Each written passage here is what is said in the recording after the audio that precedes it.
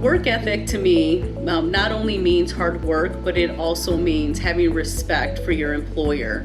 An employee and an employer have a reciprocal relationship. It goes both ways.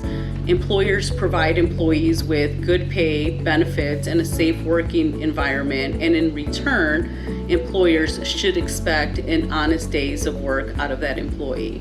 And showing up in a timely basis is very important. And I can tell you that employers do hold employees accountable.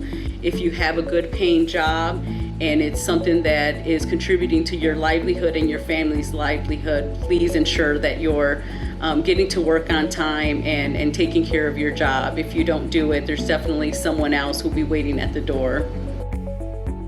That is one of the things that I know personally I focused on doing well. I wanted to get good grades, but I don't know that I was intentional about what I wanted for my future.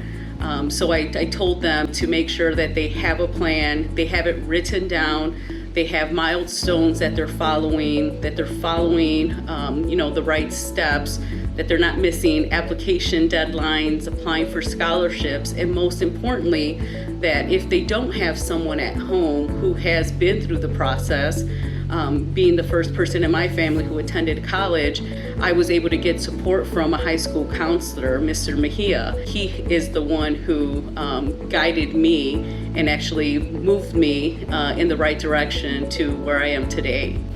As a female and as a minority, I definitely tended to be in environments where I was in predominantly male type of industries or in a workforce. So the advice that I got was to make sure I knew my audience. When going into a meeting, it's very important to know the personalities at the table. And the second part of it is to ensure that you're making relationships with people. Because the folks that knew me and that I had worked with for many times, they liked and they saw as a strength that I was talkative and pushed passionately for my opinion or for sharing my idea. But for folks who didn't know me yet, I could see how I came off potentially aggressive or too direct. So definitely knowing your audience and making sure that you're establishing relationships with the people that you're working with.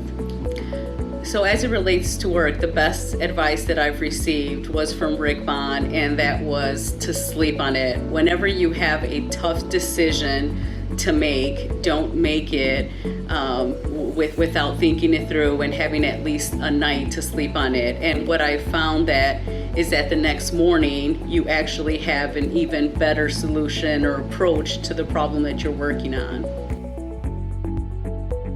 High school students need to ensure that they get out of their system prior to entering a college type of atmosphere or even a working environment. Being a person who is timely, who has good attendance, organization, being able to meet deadlines, interacting with other folks. It's the small things, especially in this day and age where kids are or students are addicted to electronics and don't have as much of the face-to-face interaction. Going into college, going into the workforce, you definitely have to make sure that your people skills are there.